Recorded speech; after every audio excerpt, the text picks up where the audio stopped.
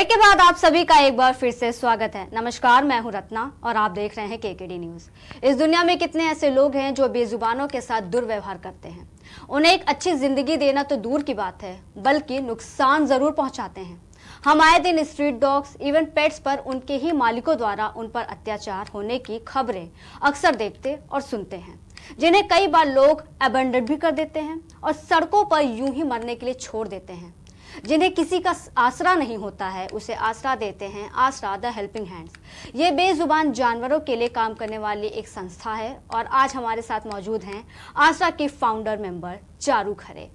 चारू खरे, बहुत बहुत स्वागत है आपका केकेडी न्यूज में। नमस्कार आप सभी को। जी, सबसे पहले चारू जी, आपका इंट्रो मैं जानना चाहूंगी और एनजीओ की शुरुआत, इंस्पिरेशन आपको कहाँ से मिली थी एनजीओ की शुरुआत करने की?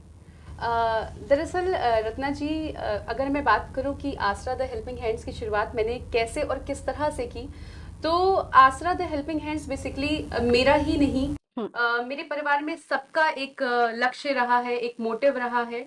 और मैं जब बहुत छोटे थे हम लोग घर में, तो छोटे पर से मैंने अपने आसपास अपनी मदर को, अपने फादर को हमेशा से इन बेजुबानों के प्रति काफी ज्यादा उनका हृदय बहुत करुणामयी देखा कि वो कभी भी जब जाते थे, कभी भी उनके आसपास जब इतने एनजीओ नहीं हुआ करते थे, जब इतनी संस्थाएं नहीं हुआ करती थी, तब भी मेरे फादर जो है वो कभी भी किसी को चोट लग जाती थी तो उसकी मरहम पट्टी करना, उसके लिए आगे आना।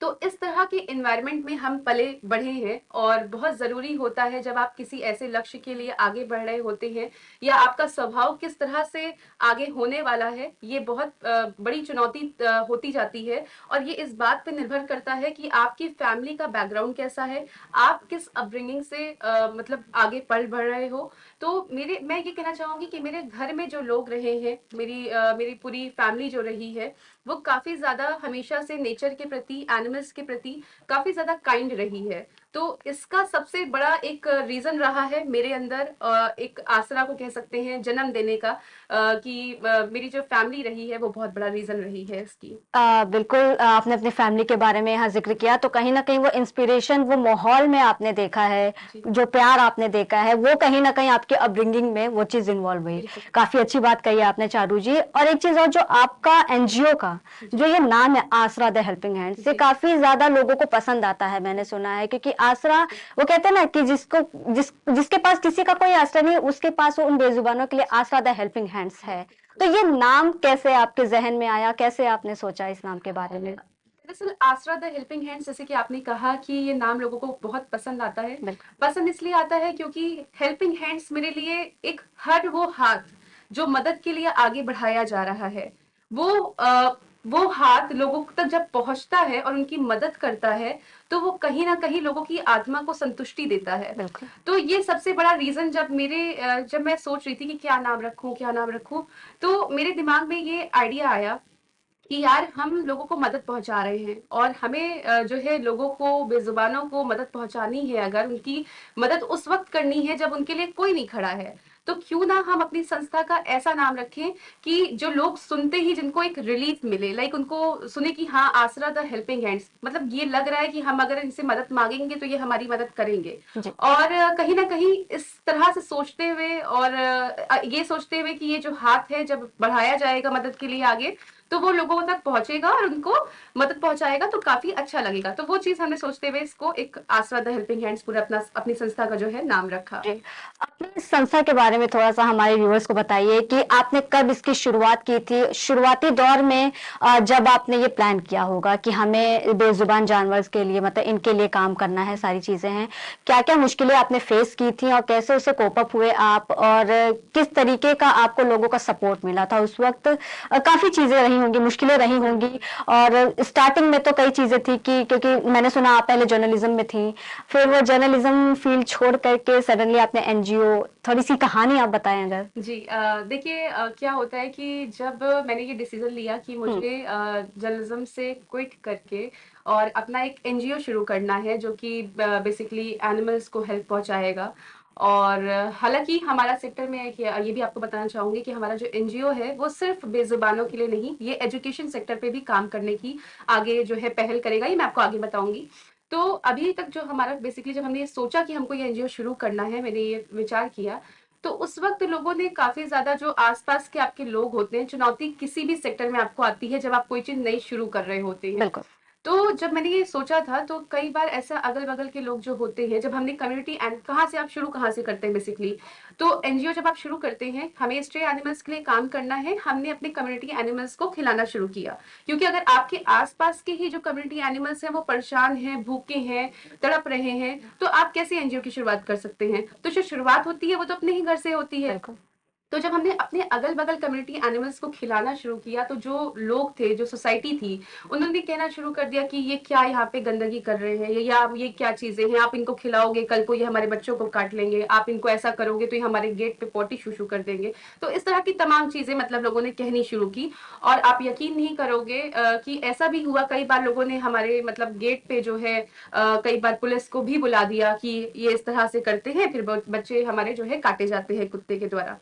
तो उस तरह से उस पूरी चुनौती से लड़ते हुए मतलब हम लोग ने किसी तरह से हैंडल किया। और हैंडल करने का फिर सबसे बड़ा वही रीजन था, क्योंकि फैमिली का जब सपोर्ट होता है आपको, तो वहां पर आप बहुत ज्यादा बैकबोन होती है, क्योंकि फैमिली आपकी, और जब फैमिली आपको सपोर्ट कर रही होती है तो सारी चीजें मतलब फिर पीछे रह जाती है, फिर सोसाइटी क्या कह रही है आपको फर्क नहीं पड़ता। और मेरी फैमिली चूंकि मेरे साथ थी, इनफैक्ट मेरे तो फादर ऐसे रहे थे, इस नेचर के थे कि जब बहुत छोटे छोटे बच्चे हमारे घर के बाहर, मैंने कहाँ से शुरू किया था बेसिकली, कि जब हमारे घर के बाहर छोटे छोटे बच्चे हुए, एक श्वान के करीब 8 से 9 बच्चे थे, तो वो बरसात में भीग रहे थे, उनकी मदर जो है वो नहीं थी और वो मदरलेस पपीज थे। तो मेरे फादर ने हमको बोला कि बेटा यहाँ आओ। तो हम लोग जब वहां गए पापा के पास, तो पापा ने बोला कि बेटा इनको अंदर कर लो, और कहते हैं देखो अंदर ही रखो, उनकी मम्मी नहीं है, और इनको खाना पानी दो। और मेरे पापा ने ही हमको बोला कि इसको इसको फीड कराना शुरू करो। मेरी मम्मी बॉटल ले आई, दूध की बॉटल ले आई जो बच्चों को दी जाती है, उससे उनको फीड कराना शुरू कर दिया। हमको डांटती थी बल्कि कि तुम लोग खिलाते नहीं हो, कैसे इनको भूखे हैं वो। तो ऐसे सब कुछ हमारे घर का माहौल रहा। तो हम लोग को देखते थे, हम इतने ज्यादा फिर हमको अटैचमेंट हो गई ना उनसे। जब आप करना शुरू करते हो उन बच्चों के लिए, इन बच्चों के साथ रहते हो, और आप देखते हो कि कितने ज्यादा फेथफुल है वो आपके लिए, तो खुद ब खुद वो आपकी जो अटैचमेंट होती है वो बच्चों के साथ जुड़ती जाती है। आज वो 8 बच्चे हमारे घर में मतलब बड़े सब हो गए हैं। उनमें से कोई भी एक ऐसा नहीं हुआ कि कोई भी कोलैप्स हुआ हो। सब एकदम मतलब एकदम तंदुरुस्त अच्छे बच्चे हैं, सब एकदम बड़े हो गए हैं। और चुनौतियों की अगर मैं बात करूं तो सबसे ज्यादा चुनौती जो आती है मेरे समझ में, आज लखनऊ में सबको ये चुनौती का सामना करना पड़ता है, जितने भी फीडर्स हैं जो भी शुरुआत कर रहे हैं इस चीज की, कि लोग उनके आसपास की जो सोसाइटी के लोग हैं वो खिलाने से मना करते हैं। जबकि जबकि सुप्रीम कोर्ट ने ये ऑर्डर दिया हुआ है कि आप एक पॉइंट पे अपने यहाँ पर एक पॉइंट बना करके वहां पर खाना पानी रख सकते हो, कहीं पे भी खिलाना इलीगल नहीं है। लेकिन अगर आप फीडर को परेशान कर रहे हो तो ये इलीगल है।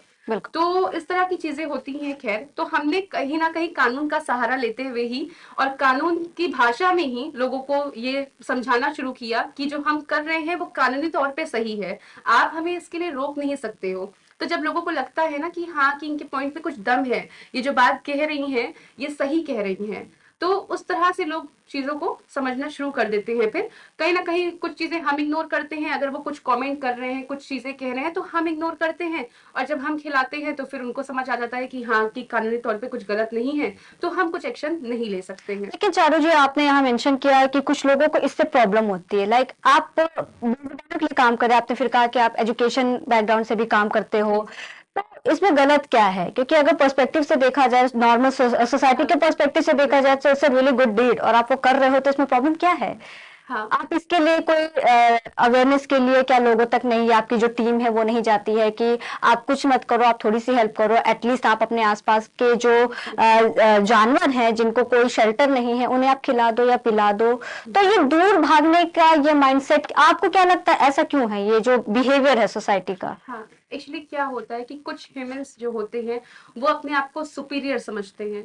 उनको लगता है कि अगर भगवान ने उनको बनाया है, यानी इंसान को बनाया है, तो इस दुनिया में सिर्फ इंसान ही रहने के काबिल है और सिर्फ वही रह सकता है। वो ये समझना नहीं चाहते कि हम सब, इनफैक्ट हर छोटी से छोटी चीज, हर बड़ी से बड़ी चीज भगवान की, प्रकृति की देन है, और हमें उनकी सुरक्षा करनी है, एट एनी कॉस्ट करनी है। हमें ये नहीं समझ सकते, हम ये नहीं समझ पाते, कई बार हम ये समझने में फेल हो जाते हैं कि अगर हम उनके लिए नहीं करेंगे, इंसान होने के नाते हम उनके लिए आगे नहीं आएंगे, तो दूसरा और कौन करेगा? भगवान ने अगर हमको बनाया है तो उनको भी बनाया है, और हम पे ही वो डिपेंडेंट है। और कहीं ना कहीं आप अगर आदिकाल से भी देखिए, तो आदिकाल से भी भगवान ने आज तक कभी किसी को कहते हैं किसी भी जानवर को हर्ट नहीं किया, कभी उनको नुकसान नहीं पहुंचाया, हमेशा से अपना अच्छा दोस्त माना है। तो हम इंसान कौन होते हैं उनको ठुकराने वाले? लेकिन इंसान जो है वो आजकल का इंसान अपने आप को इतना ज्यादा सुपीरियर मानने लग गया है कि वो इनको एक्सेप्ट नहीं करना चाहता। अभी जैसे कि आपने थोड़ी देर पहले मुझसे पूछा था कि जर्नलिज्म आपने क्यों छोड़ा, तो बिल्कुल। मुझे हमेशा से ये लगता है कि मैंने जर्नलिज्म छोड़ा नहीं है, क्योंकि जर्नलिज्म खुद में एक क्रांति है।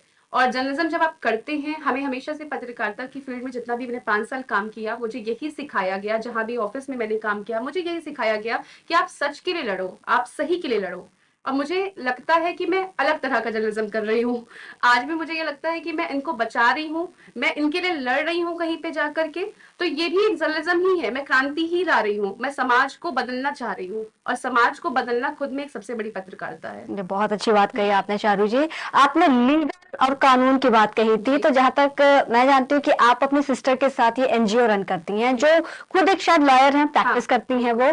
तो उनका कितना बड़ा हाथ रहा है, कैसे सपोर्ट किया उन्होंने आपके लीगल मैटर्स, क्या वही देखती हैं? जी, एक्चुअली होता क्या है कि जब भी कोई ऐसा केस होता है, जब हमको लीगल एक्शन लेना होता है हम्म। किसी के लिए, किसी के अगेंस्ट, तो बेसिकली मैं अपनी सिस्टर को ही कॉल करती हूँ, क्योंकि वो मुझसे उम्र में भी बड़ी है, एक्सपीरियंस भी उसका मुझसे ज़्यादा है, और पूर्णा नाम है उसका। और वो हर मैटर को बहुत ही ईजिली सॉल्व करती है, क्योंकि उसका तरीका थोड़ा सा अलग है, वो चीज़ों को एक कानूनी दांव पेच के तरीके से देखती है। ऐसा केस जैसे आप अपना काम कर रहे हो और कोई ऐसा कॉम्प्लिकेटेड केस आपको याद होगा कि इसमें आपको बहुत ज्यादा मशक्कत करनी पड़ी हो, कि हम तो सही काम कर रहे हैं लेकिन उसमें बहुत ज्यादा हिंड्रेंस आ रहा है, तो कुछ ऐसा केस आपको याद है कि आप अपना हाँ काम कर रहे हो शेल्टर के लिए या जो भी कैंप्स लगा रहे हो और हाँ किसी ने इसमें प्रॉब्लम क्रिएट किया हो, कुछ ऐसा? जी, एक्चुअली एडॉप्शन कैंप की मैं यहाँ पे बात करूंगी हम्म। कि एडॉप्शन कैंप बेसिकली हमारा था, पाँच पाँच छह एडॉप्शन कैंप्स हमने अभी तक किए हैं लखनऊ में, हम्म। और सभी बहुत सक्सेसफुल रहे। अभी हमने हाल ही में यहाँ पर एक डालीगंज के पास में जो कत्की मेला लगता है, मैं यहाँ पर रेफर इसको इसलिए कर रही हूँ, मेंशन इसलिए कर रही हूँ, क्योंकि वो इंसिडेंट मेरे लिए काफी बुरा था।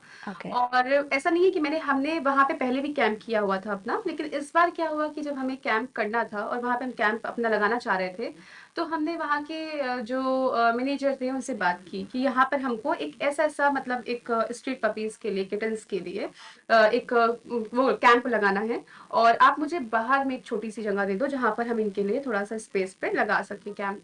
तो उन्होंने ना कि हमको पहले तो साफ मना कर दिया कि हम नहीं, मतलब अपना स्पेस नहीं देंगे, जबकि उनका पार्किंग वाला एरिया था, वो चाहते तो दे सकते थे। हम्म। लेकिन बात वही आती है कि काइंडनेस जिसके अंदर होगी, अगर जिसके अंदर थोड़ा सा भी ये होगा कि हाँ यार ये तो मतलब अच्छा काम कर रही है और ये तो अच्छा काम है, यहाँ से हमारे हमारे मेले से बच्चे हैं, मतलब जो स्ट्रीट पपीज हैं वो अडॉप्ट हो जाएंगे, तो ये तो अच्छा चीज है, वो खुद ही कर देते हैं, अरेंज कर देते हैं। लेकिन उन्होंने मतलब जो है पहले तो मना कर दिया, उसके बाद में फिर उन्होंने हमको, और वो बच्चे अडॉप्ट होना बहुत ज़रूरी थे, वो मेरे लिए बहुत ज़्यादा इंपॉर्टेंट कैंप था कि मुझे वो करना ही करना था, वहाँ का रश अच्छा होता है इसलिए वो स्पेस हमने चुना था। लेकिन फिर हमने वहाँ के 3-4 दिन लगातार चक्कर लगाया, उनको लगातार कॉल किया कि प्लीज़ हमको थोड़ा सा स्पेस दीजिए, दे दीजिए। हम लगातार उनसे इस चीज़ की रिक्वेस्ट कर रहे थे। एट द लास्ट डे उन्होंने हमसे पैसे की डिमांड की कि अगर आप हमें इतना ज़्यादा, मतलब अगर इतना फंड दोगे तो ही हम यहाँ पे आपको 2-3 घंटे के लिए हम्म। कैंप लगाने देंगे।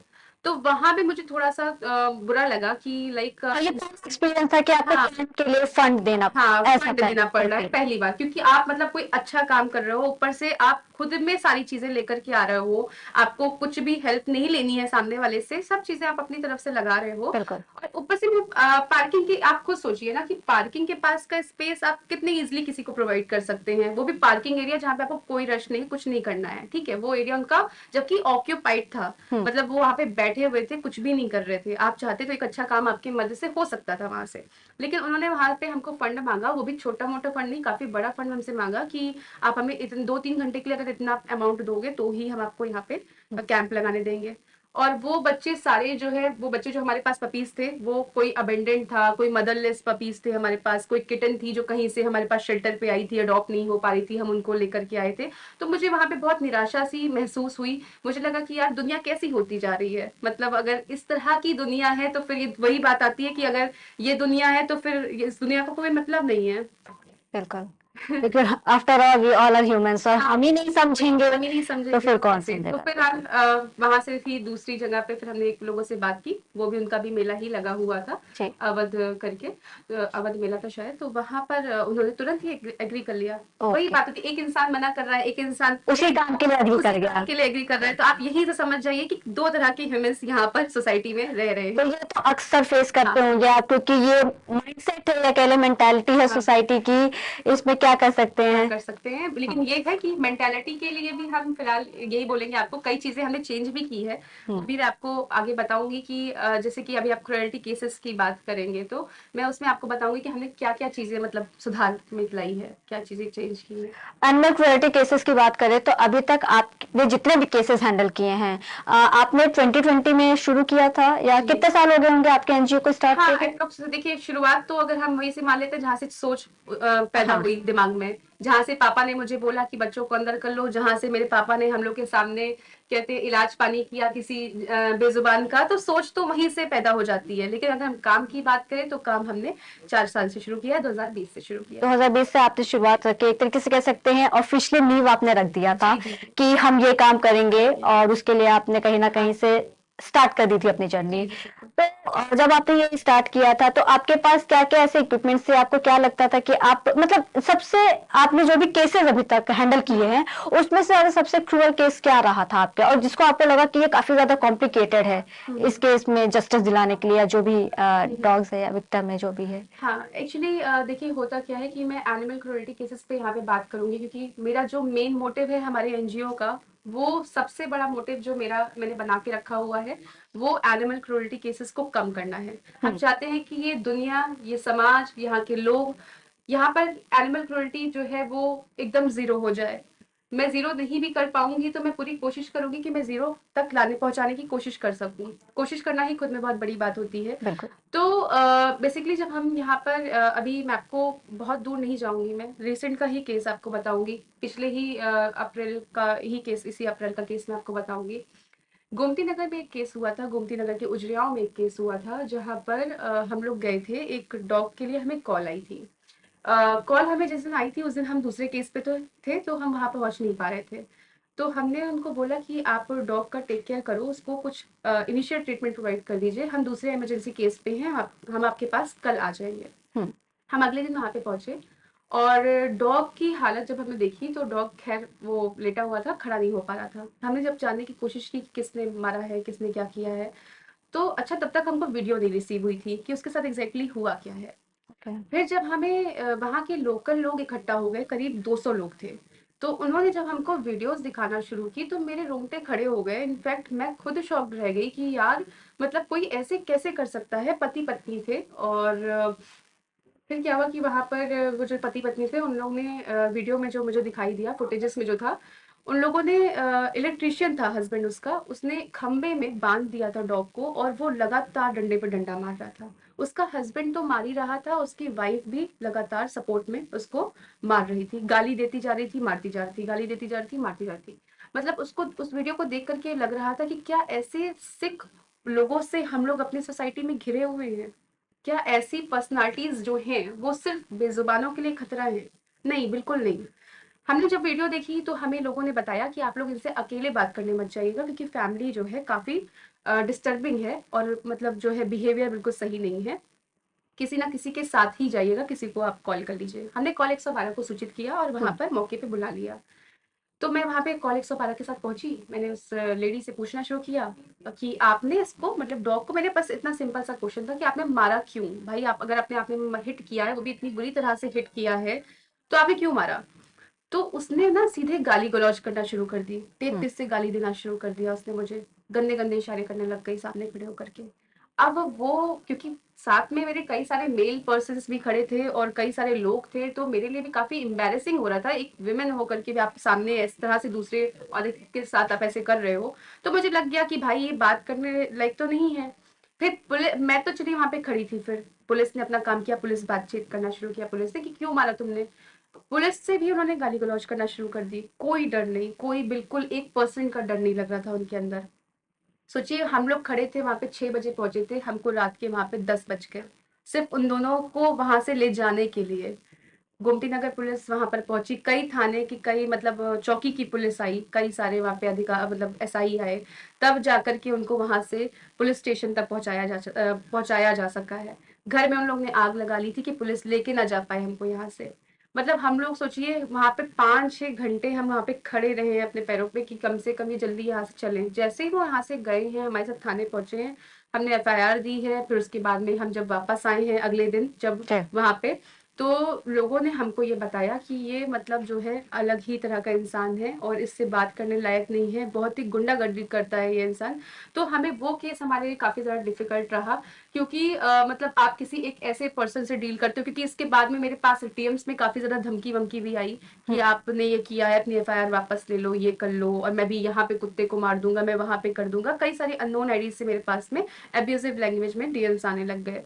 तो उस वक्त तो पे ऐसे डीएम्स जो होते हैं वो आपको आते हैं, लाइक अगर आप रेगुलर बेसिस पे अगर आप हाँ, कहीं जा रहे हो तो इस चीज का भी आपको ऐसे कहीं ना केसेस कहीं के बाद डर, में, ऐसे केसेस के बाद में तो आते हैं। डर नहीं लगता है कि अगर मैं नेक्स्ट स्टेप लूंगी, क्योंकि कई लोग क्या करते हैं आपको रोकने की कोशिश करते हैं कि अभी तुम यहाँ रुक जाओ वरना इसका लाइक कुछ भी हो सकता है, तुम्हें इसका पे करना पड़ेगा। तो ऐसा कभी लगा कि अब रुक जाना चाहिए इन धमकी भरे जो डीएम्स आते हैं इन सब चीजों को लेके? नहीं, कभी ऐसा फिलहाल मुझे नहीं लगा, बल्कि मुझे ये लगा कि इम्पैक्ट डाल रही है, मेरी चीजें इम्पैक्ट कर रही हैं लोगों को, और बिल्कुल। कहीं ना कहीं बेसिकली जब इस तरह की धमकियां हमको आती हैं तो डर तो नहीं लगता है, हम्म। और डर बिल्कुल भी लगना भी नहीं चाहिए मुझे। बल्कि ये लगता है कि अगर मुझे ऐसा मैसेज, ऐसा डीएम या ऐसे कॉल्स आ रहे हैं तो इसका मतलब मैं बहुत अच्छा कर रही हूँ, और कहीं ना कहीं जो मैं कर रही हूँ या जो हम अपने साइड से जो स्टेप ले रहे हैं वो लोगों तक काफी ज्यादा इम्पैक्ट लोगों पर डाल रहे हैं। तो एक पॉजिटिव फीलिंग आती है बल्कि। और इस तरह के लोग देखिए आपको हर जगह पे, वही मैं बताऊंगी, आपकी हर जगह पे मिलेंगे, हर हर मोड़ पे आपको ऐसे लोग मिलेंगे जो आपको पीछे खींचने की कोशिश करेंगे। तो जब भी कोई आपको ऐसा मिलता है जो आपको पीछे खींचने की कोशिश करता है, तो आप एक स्टेप आगे बढ़ने की कोशिश करते रहिए। चारू, आपने डिस्कस किया था फैमिली के बारे में अपने, कोई ऐसा इंसिडेंट बताइए जिससे वो एक कहते हैं ना ओरिजिन होता है कि यहाँ से मुझे वो चीज आपके दिमाग में आइडिया आया, क्लिक कर गया, क्योंकि आपकी एज काफी कम रही होगी उस वक्त, तो वो कितना ज्यादा इम्पैक्टफुल रहा है, क्योंकि अभी आपका काम तो लोगों पर इम्पैक्ट डाल रहा है, लेकिन इसका श्रेय आप अपने मम्मी पापा को बिल्कुल देना चाहेंगे, क्योंकि जिस तरीके से स्टोरी आपने बताई है सारी चीजों में, तो कितना आप मानती हैं कि कहीं ना कहीं इसका जो 90% है वो आपके पेरेंट्स ने ही आपको दिया है और इसको आप कंटिन्यू कर रहे हो? तो कैसा लगता है, क्योंकि आई आई आई होप कि लोगों को इसके बारे में पता ही होगा पहले से, तो कैसा लगता है जब आप जाते हो, लोगों से मिलते हो और लोग कहते हैं कि अच्छा आपका बच्चा ये कर रहा है? और ये भी बताइएगा कि जब आपने जर्नलिज्म को छोड़ा था, जैसे आपके हिसाब से तो आप कर रहे हो, वो हमें दिख रहा है, वो बहुत अच्छी चीज है, तो उनका क्या था, उनका सपोर्ट था कि हाँ बेटा ठीक है, करो, अच्छी चीजें कर रहे हो? जी जी। थोड़ा सा उसके बारे में। देखिए, ओरिजिन की अगर मैं बात करूँ तो मैं यहाँ पे एक छोटा सा मतलब जो वाकया जो है शेयर करना चाहूँगी। वाकया तो नहीं कहूँगी क्योंकि ये एक मार्मिक घटना है, और हमारा पूरा परिवार जो है इससे काफ़ी ज़्यादा आहत हुआ था। हम्म। और मेरी जो ये जो आसरा द हेल्पिंग हैंड्स की जो शुरुआत है, सोच की अगर मैं बात करूँ, सोच तो बचपन में ही, जैसा मैंने आपको बताया, कि शुरू हो गई थी। बिल्कुल। लेकिन जो एक एक होता है कि नहीं मुझे अब यही करना है या इसको भी करना है, इसको आगे लेकर के चलना है, तो वो कहाँ से आया? एक्चुअली साल 2020 में 1 जून का दिन था। मेरे हम लोग को एक कॉल आई, हम लोग लखनऊ में थे, हमारी पूरी फैमिली लखनऊ में थी। हमें एक कॉल आई कि पापा जो है वो मिसिंग हैं और नहीं मिल रहे हैं, तो तुम लोग यहाँ अयोध्या आ जाओ। हम लोग बेसिकली रहने वाले अयोध्या के हैं, और लखनऊ में भी हमारा घर है, लेकिन हम अयोध्या के रहने वाले, मूल निवासी हम अयोध्या के हैं। तो हमें ये कॉल आई कि पापा मिसिंग हो गए हैं, जो है यहाँ फौरन जो है अयोध्या आ जाओ। करीब 7 बज रहा था शाम का, और हम सब शॉक्ड हो गए कि लाइक इतना बड़ा इंसान चलता फिरता मिसिंग कैसे हो सकता है। तो इट मीन्स हम सबके मन में कुछ ना कुछ बुरे ख्याल आने लग गए। बिल्कुल।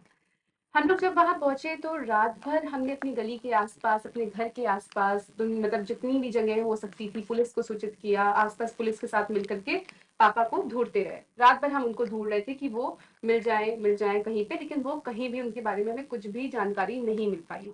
हम सुबह 4 बजे तक उनको ढूंढते रहे। फिर 8 बजे के आसपास हमें कॉल आई कि यहाँ पर एक बॉडी जल रही है।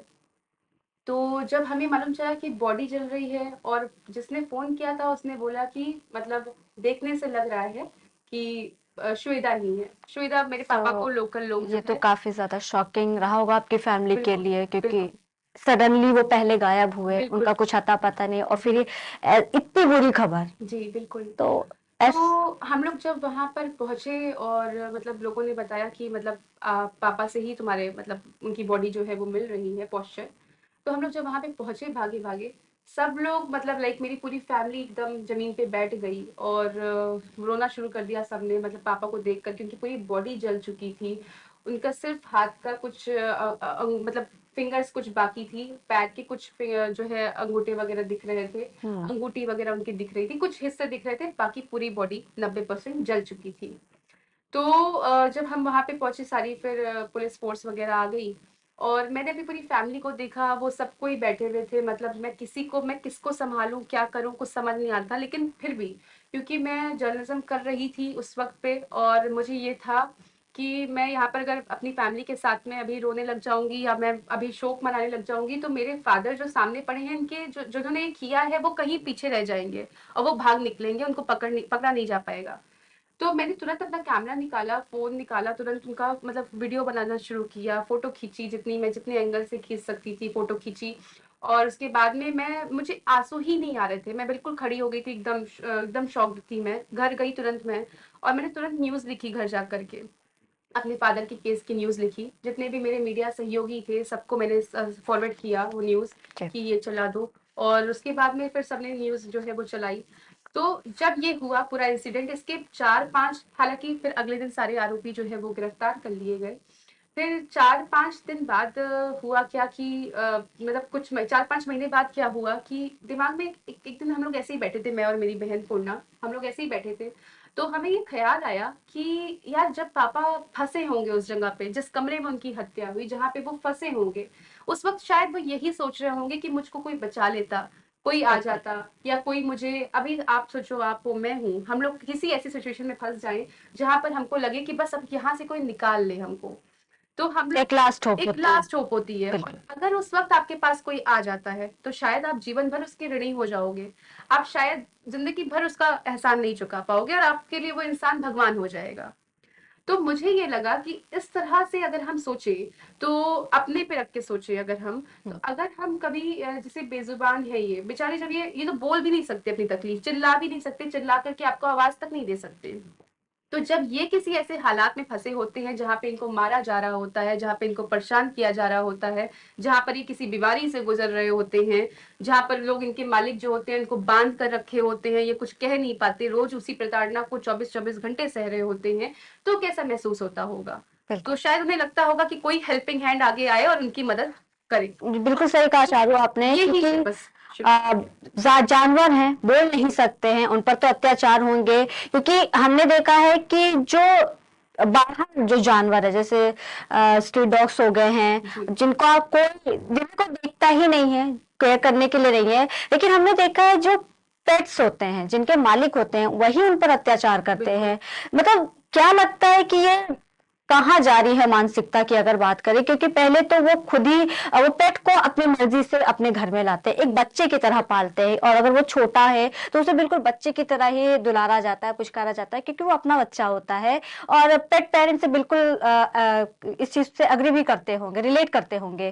तो लेकिन कहीं ना कहीं जैसे आपके भी कई केसेस रहे हैं जहां पे आपने देखे हैं कि उसके मालिक ही, पेट के मालिक ही उन पे अत्याचार कर रहे हैं, उन्हें डंडे से मार रहे हैं, धूप में छोड़ दे रहे हैं, खाना नहीं दे रहे हैं, पानी नहीं दे रहे हैं। और ऐसे में कई बार होता है कि जब उनसे आप बात भी करने जाते हो तो कहते हैं ये हमारा पेट है, आप इसमें इंटरफेयर मत करो, इन्वॉल्व मत करो।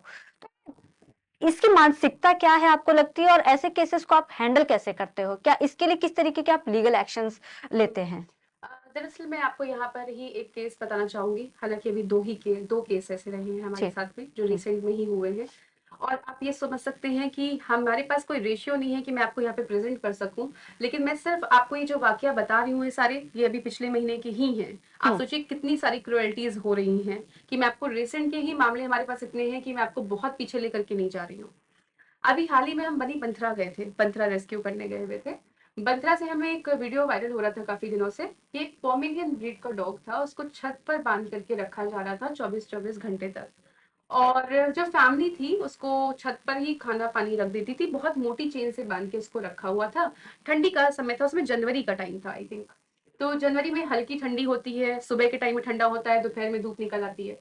फिर क्या हुआ कि हम लोग जब वहां पे पहुंचे हैं, पंथरा में जब पहुंचे हैं हम लोग सुबह सुबह हम लोग 5 बजे उठ गए थे। 5 बजे हमारी टीम जो है वहां के लिए निकल गई थी।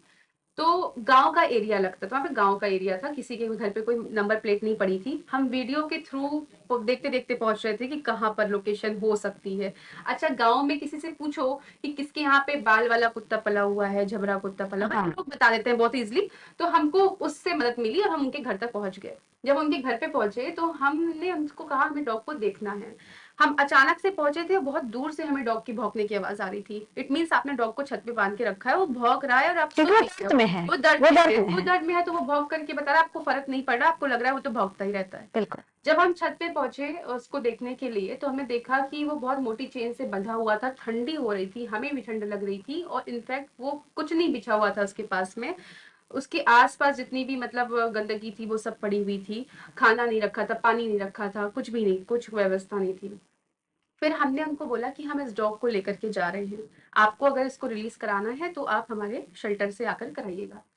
तो पहले तो वो देने को रेडी नहीं हुए, लेकिन उस टाइम पे एक्चुअली देखिए क्या होता है कि गांव का माहौल चूंकि होता है, ठीक है, तो उस टाइम पे थोड़ा सा ऐसी सिचुएशन में जब आप फंसे होते हैं तो आपको थोड़ा सा मतलब पेशेंस के साथ काम करना होता है बेसिकली।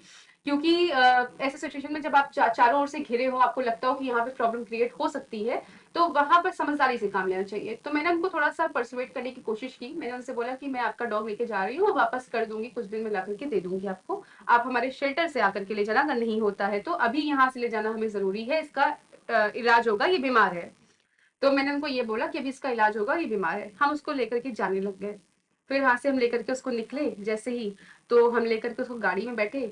तो उनके दिमाग में उनको किसी ने बोला होगा, उन्होंने कहा, वो पूरे गांव के साथ इकट्ठा हो गए और उन्होंने हमारी पूरी गाड़ी जो है वो घेर ली। गाड़ी घेर ली हमारी, हमें वहां से निकलने नहीं दे रहे थे कि नहीं, हम प्रधान को बुलाएंगे और आपको यहाँ से नहीं जाने देंगे। उसके बाद में उन्होंने जबरदस्ती मेरा आगे का गाड़ी का जो है दरवाजा खोलने लग गए। फोन की छीना झपटी हुई, हम लोग भी 3-4 लोग थे। तो उसके बाद में फिर जैसे ही मैंने उनको बोला ठीक है मैं उतर रही हूँ, आप थोड़ा सा रुक जाओ, आप साइड हटो, मैं निकल रही हूँ, मैं उतर रही हूँ नीचे। तो वहां पर वो थोड़ा सा रोमांचक किस्सा भी है, क्योंकि वहां पर जैसे चकमा दे करके भागना जिसे कहते हैं, तो वहां पे कि गांव के लोग घेर के रखे हुए थे, आप समझ सकते हो कि माहौल कैसा होगा। और वो भी हम किसी घर से उनका डॉग लेकर के जा रहे हैं, वो इस बात को नहीं समझ रहे क्योंकि थे कि उनको क्यों तो लगेगा कि उनके ये। डॉग हाँ, को बिना उनके परमिशन के खेल दिया, जबरदस्ती लेके लेकिन जा पता रहे लगता है कि मेरा डॉग नहीं है, वो मेरी प्रॉपर्टी है और हैं। हम हाँ। उस पे, हम पूरा राइट है हमारा, हम जो भी करें, जैसे भी रखें, जिंदा रखें उसको, चाहे वो मरने की हालत में हो रखें, तो हम्म। उसको क्यों मतलब लेकर के जाए। तो फिर क्या हुआ कि हमने उसको, उनको बोला आप हटो, हम मतलब वो करते हैं, हम गाड़ी का दरवाजा बंद किया और बहुत स्पीड में जो है गाड़ी हमने वहां से निकाल के भगा ली। ओके। उसके बाद में जब हमारे पास में आधे रास्ते में कॉल आई ओनर की, और वो मुझे कह रहे हैं कि क्यों भाग गई ना, यहाँ से निकल गई ना वापस, आप तो धमकी देखो, वगैरह कुछ ऐसा। धमकी वगैरह उन्होंने देना शुरू कर दिया। ओके। तो फिर जब मैं वहां से निकल गई तो मैंने भी अपनी लैंग्वेज बदल दी। तो इस तरह की चीजें भी होती हैं कई बार। तो मतलब ये बहुत रोमांचक किस्सा था। एक लखनऊ का ही भी हाल ही में मामला हुआ था, एक ओनर थे, वो छत पर बांध करके अपने डॉग को मार रहे थे। जी। हालांकि उन्होंने 2 झाड़ू, उनका कहना था कि हमने 2 झाड़ू सिर्फ मारी, धूप पे बांध दिया था दो उन्होंने। झाड़ू सिर्फ मारी दो और झाड़ू उस सिर्फ पे मारी। इनको कोई हाँ, दर्द नहीं हुआ, ये वही बात वही बोलते हुए वही कि वही हमने तो दर्द सिर्फ नहीं दो था, झाड़ू मारी। बिल्कुल। और उन्होंने लोग एक्सक्यूजेस भी देते हैं कि ज्यादा शैतानी कर रहा था, हाँ, परेशान कर रहा नहीं, था। जब हमने उनसे रीजन पूछा तो हाँ। उन्होंने कहा कि मैं सुबह सो रहा था, मैं सुबह उसको वॉक पे ले नहीं जा पाया और इसने जो है बेड पे हम्म। मतलब जो है शू कर दिया, तो मैंने उसको धूप में बांध करके 2 झाड़ू मार दी, समझाने के लिए सिर्फ। तो ये तो कोई तरीका नहीं है ना तो समझाने का। बेजुबान को समझाने के लिए हाथ उठाना। हिंसा तो किसी भी जी। चीज का सॉल्यूशन नहीं है ना। आप कोई भी चीज होती है, कानून अपने हाथ में ले लो, हिंसा कर दो, उसको क्या समझ आएगा, आप और भी लेकिन तरीके हैं। अचारू जी, लोग जस्टिफाई इसे करते हैं ना काफी ज्यादा। बिल्कुल बिल्कुल, लोग जस्टिफाई ऐसी लोग कुछ क्राइम भी कर देते हैं और फिर उसके बाद भी उनके पास उनका एक हाँ, एक्सप्लेनेशन रहता है, वो उसे बिल्कुल जस्टिफाई करते हैं। बिल्कुल बिल्कुल। तो क्या लगता है, अगर मैं यहाँ लॉ की भी बात कर लूं बेसिकली, तो क्या लगता है कि लूपहोल्स को इस्तेमाल करके ऐसे करते हैं ये लोग। बिल्कुल, एक्चुअली लोगों को ये लगता है, कई सारे लोगों को ये लगता है, क्योंकि बेजुबानों के लिए कोई अदालत नहीं लगती, हम्म। बेजुबानों की कोई सुनवाई नहीं होती, वो ये बता नहीं सकते हैं जब झूठा डॉग बाइट केसेस होता है, जब लोग जब आपका बच्चा गिर जा रहा है, आप कह रहे हो कुत्ते ने काटा है, तो ये जानवर तो नहीं बता सकता, ये डॉग तो नहीं बता सकता कि भाई मैंने नहीं काटा है। तो लोग इन सारी चीजों का फायदा उठाते हुए इसका फायदा उठाते हुए कि इसका तो कोई मतलब नहीं है, अगर हम कुछ कर भी देंगे इनके साथ तो ज्यादातर क्या हो जाएगा, 50 रुपए फाइन देनी पड़ेगी, बहुत अधिक हो गया तो 1 महीने की 2 महीने की जेल हो जाएगी, क्या हो जाएगा। काफी ज्यादा लोग लीनियंट नहीं है लॉ को लेकर के, लाइक जो पनिशमेंट है उनको लेकर के। इसमें एक्चुअली सबसे ज्यादा जो हम मैं मतलब ये तो सरकार से ही हम अपील कर सकते हैं एज एन एनजीओ की, जो जो ये हमारा जो कानून है वो इतना ज्यादा, क्योंकि जानवरों के प्रति इतना लचीला है, इतना ज्यादा मतलब कमजोर है कि लोग इस चीजों का फायदा उठाते हैं। लोग इन चीजों के लिए मतलब लोगों को लगता है कि कुछ नहीं होगा, और हम अगर ऐसा कर भी देंगे तो हमारा कोई कुछ नहीं कर पाएगा। हालांकि कुछ लोग होते हैं जो, मैंने जैसे आपको बताया था कि एनिमल क्रूरल्टी केसेस जब होते हैं तो हम लोग देखते हैं कि केसेस किस तरह के हैं। लाइक अगर किसी ने कुछ ऐसा काम किया है कि हम उनको समझा सकते हैं, उनको अवेयर कर सकते हैं कि आपने जो किया है वो गलत किया है, गलत क्यों किया है, हम उनको वो समझाएंगे। तो कई जगह पे ऐसा होता है कि लोग अपनी गलतियों को मानते हैं और हमें लिखित तौर पे जो है वो माफीनामा भी प्रोवाइड करते हैं, मतलब उनको ये रियलाइज हो जाता है कि हाँ जो हमने किया है, जो हमसे हो गया है वो गलत किया है, तो वहां पर वो बदलने की कोशिश भी करते हैं। ऐसा मैं नहीं कहूंगी कि रेशियो सिर्फ क्रूरल्टी करने वालों का है, लोगों में सुधार भी बहुत हद तक आ रहा है। जी चारू जी, एक सवाल और ये था कि एनजीओ को लेकर के, जैसे आपने कहा कि अभी ज्यादा समय नहीं हुआ है लेकिन बहुत ही कम टाइम में आपने बहुत कुछ चेंज किया है, जो हमने भी देखा है। आपके पेजेस हैं, इंस्टा पेजेस हैं, और जिस तरीके से आप वीडियोस को प्रमोट करते हो और जो अवेयरनेस करते हो, जो कैंप्स लगाते हो और सही हाथों में जो आप हैंड ओवर करते हो पेट्स को, काफी अच्छा काम करते हैं। इसके लिए आई रियली अप्रिशिएट यू, और आपकी सिस्टर को भी। एंड ऐसे ही आप करते रहे, ऑल द बेस्ट। लेकिन एक आखिरी सवाल ये पूछते हैं कि अब इस एनजीओ को लेकर के आपकी फ्यूचर प्लानिंग क्या है? इस एनजीओ को आप कहाँ पहुंचाना चाहते हो? पहली बात तो कि हमारा जो बेसिकली एनजीओ है, एनजीओ जब आप कोई डॉग रेस्क्यू करते हो या कोई भी एनिमल रेस्क्यू करते हो तो सबसे बड़ा सवाल आता है कि हम इसका ट्रीटमेंट कहाँ से कराएं, या हम इसको कहाँ लेके जाएं, कहाँ से इसकी हम शुरुआत करें, या फंडिंग की बात, फंड को आप ले लो, फंडिंग की बात हो जाए। अगर आप कहीं हॉस्पिटल लेके जा रहे हो आजकल, तो एनिमल्स का ट्रीटमेंट भी इतना ज्यादा कॉस्टली होने लग गया है कि हर जगह पे बहुत ज्यादा चार्जेस हो रहे हैं। तो फंडिंग तो एक दिक्कत है ही है, सारे ही एनजीओ के साथ में ये फंडिंग की दिक्कत है, क्योंकि कोई मतलब लोग अपनी पार्टीज वगैरह पे तो पैसे खर्च करना चाहते हैं, लेकिन कोई एनिमल्स के लिए अगर आप सोचो कि वो उनके लिए कुछ खर्च कर दे तो वो नहीं करेगा। और फिर लोग एक्सक्यूजेस बनाने लगते हैं कि हम नहीं कर सकते, हम स्टूडेंट हैं, हम ये हैं, तो लोग इस तरह के कई बार बहाने करते हैं। तो फंडिंग तो एक खुद में बहुत बड़ी चुनौती है ही है। लेकिन जो ट्रीटमेंट की बात आती है कि हम ट्रीटमेंट कहाँ से कराएं, क्या करें, कहाँ लेके जाएं, कोई अगर हमें बीमार मिल गया है जानवर तो हम उसको कहाँ पहुंचाएं। तो हमारे जो शेल्टर है, हमारा जो एनजीओ है, वो मैं और मेरी बहन तो हम लोग चला ही रहे हैं, मतलब हमने तो शुरू किया ही। साथ में हमारे जो पैरावेट हैं, लाइक जो जो ट्रीटमेंट प्रोवाइड करते हैं बच्चों को, डॉक्टर होता है कि डॉक्टर ने आपको बता दिया कि क्या होना है, लेकिन जो फॉलो अप होता है वो तो मतलब पैरावेट ही करता है डेली में आकर के, जैसे एज अ कोई कंपाउंडर काम करता है डेली, जो दवाइयाँ देनी होती हैं, हाँ care taker type. Care taker नहीं कहेंगे हम, केयर टेकर तो मतलब जो ध्यान रखते हैं मतलब बेजुबानों का, उनका या लाइक किसी की बेड, अगर आप पेशेंट की बात करें तो उनके बेडशीट चेंज करना, बाकी चीजें करना, वो केयर टेकर का काम होता है। लेकिन डॉग्स के भी साथ ही होता है, जैसे अभी कोई केस आया तो उनको लाइक जैसे कई बार होता है कि उन्हें खाने पीने की वजह से काफी ज्यादा वो कमजोर हो जाते हैं, तो उन्हें प्रॉपर न्यूट्रिशन प्रोवाइड कराना, वो सारी चीजें भी तो उसमें बेसिकली जो मतलब लाइक उनको कितना क्या ट्रीटमेंट, जो एक मेन होता है बेसिकली जो ट्रीटमेंट प्रोवाइड किया जा रहा है बच्चों को, वो हमारे साथ में एक सर जुड़े हुए हैं, राहुल वर्मा नाम है उनका। वो पैरावेट और रेस्क्यूअर दोनों हैं।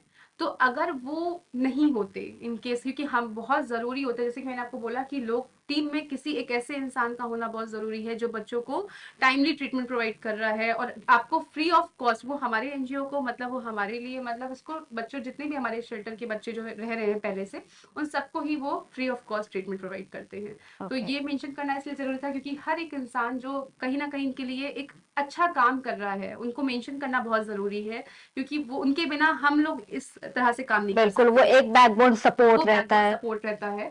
तो बेसिकली हमारा जो आप फ्यूचर प्लानिंग्स की अगर हम बात करें तो हमारा जो एनजीओ है आसरा द हेल्पिंग हैंड्स, वो सिर्फ बेजुबानों के लिए ही नहीं काम कर रहा है। हमारी फ्यूचर की प्लानिंग जो है वो एजुकेशन सेक्टर पे काम करने की है।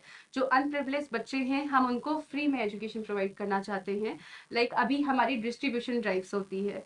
हम लोग हर सर्दी हर जो है गर्मी के टाइम पे मौसम बदलते हैं, जैसे कि कभी कोई ऐसे बच्चे हैं जिनको लोग पढ़ा रहे हैं, वहाँ पर स्टेशनरी के सामान हो गए या उनको फूड की व्यवस्था करना, उनके लिए कपड़े पानी की व्यवस्था करना, तो हम इस तरह की डिस्ट्रीब्यूशन ड्राइव्स भी करते हैं। हमने कई बार ये डिस्ट्रीब्यूशन ड्राइव की है। ये हमारी इस बार पिछले ही ठंडी में चौथी ड्राइव थी। इस बार इस ठंडी में हम अपनी 5वीं ड्राइव करेंगे।